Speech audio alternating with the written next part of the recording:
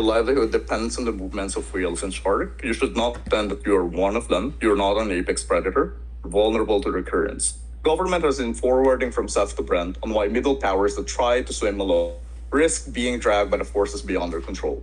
Told you that this alone builds sturdy alliances and travel in coordinated fleets because the collective weight is the only way smaller actors survive with the great power waters of China and EU that is currently happening right now.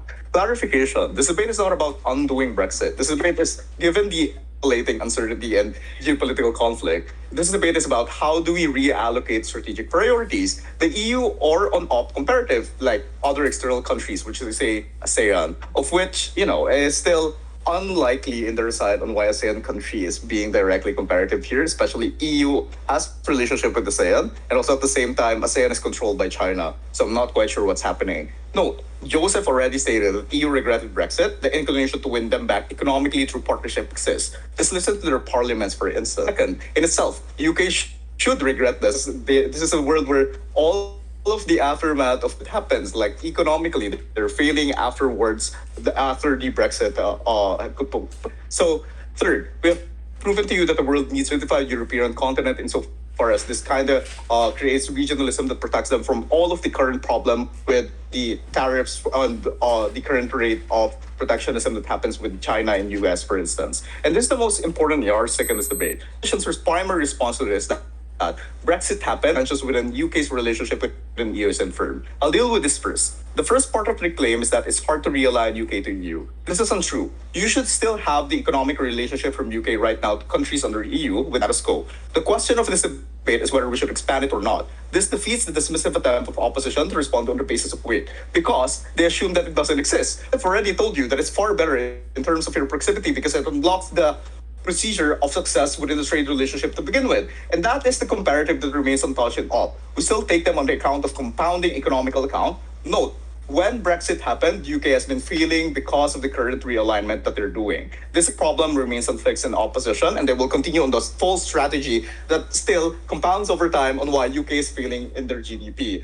We are the only one that sustainably settles this tension over time because UK is geopolitically locked into Europe by geography and trade routes and security interdependence. So that means that even if UK grows globally in their world, assuming, but they don't have any sufficient reason why it's going to happen, it can never fully detach the upside and downside movements from European system. That means that when Europe is unstable, the UK absorbs spillovers. When Europe grows, the UK absorbs all of its benefit, whether it likes it or not. So that unmanaged exposure still harms up. It talks about how we amass the current problem in international relation. Because this debate, as stated by Brent, it's not an after emotion. We should assess how we stockpile regional benefit, especially during the problem stated by Joseph, where the rise of protectionist global powers decide how your economic growth prospers. This is one of the strategy that kind of defeats all of those specific problems. So if the UK continues to ignore the EU, it leaves structural trade friction and regulatory uncertainty permanently unsolved, which compounds costs over time. Because this also weakens the security coordination and crisis response in the region that most directly affects British stability. So most importantly, its vulnerability and great power pressure, because without a strong regional anchor, the UK renegotiates from a thinner base of leverage. Independent of the how, this specific trade-off remains principally inside proposition, insofar as we have proven to you why regionalism in this specific case defeats all of the current global problem right now, which still gained no response from them. And their second claim is that it's a strategically wiser for the UK to pivot towards ASEAN as an alternative growth partnership hub. Unstrategic, because this assumes that ASEAN operates as an independent and cohesive counterweight in global politics, when in reality, ASEAN countries are deeply embedded within China-centered trade networks like infrastructure, financing arrangement, and supply chain dependencies, meaning that a heavy strategic pivot there does not remove UK from great power and influence, but instead risks placing it within economic ecosystems where China retains substantial structural leverage over trade flows, capital access, and all of those regulatory direction. But before that, I'll take the POI then. 3, 2, 1. So now we frame as diversification then, in practice, may be indirect exposure to the very geopolitical pressure that they claim to avoid. They claim that UK can do it alone within their strategy, but the relationship that they build are, one, controlled by China, Two, it's harder for them to gain leverage, but not within their proximity interests. So that means even if they do build a lot of benefit towards Philippines, for instance, it's harder for you to amass all of those benefits. And also, it's still unproven why those countries will choose you over China and all of the current geopolitical powers that that can defeat the UK in those instances. So more critically then, this argument kind of underestimates the structural gravity of Europe in UK's economic security structure and economic structure.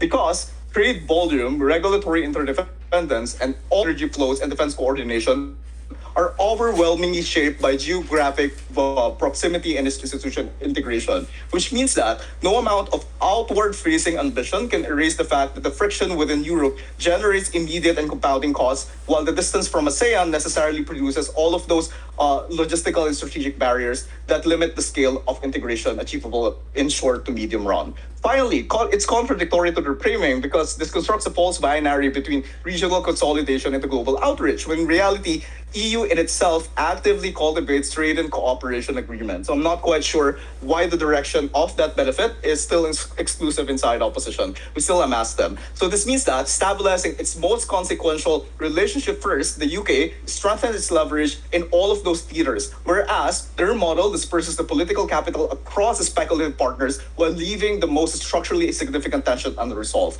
which is strategically inherent in an era of intensifying great power competition. So, what does this do over time? This fundamentally changed the UK's strategic posture rather than just constantly managing spillovers from Europe while simultaneously navigating US-China competition abroad. This is something that we try to fix because the UK consolidates predictability in its primary sphere and the approaches external partnership as an equal rather than state-seeking diplomatic friction. So, survival is not about pretending to be bigger than what you are. It is about positioning yourself wisely within structure that amplify your strength and choosing risk that is the only door for you to kill the perverse nature of superpowers that overrides your world. Very proud to propose.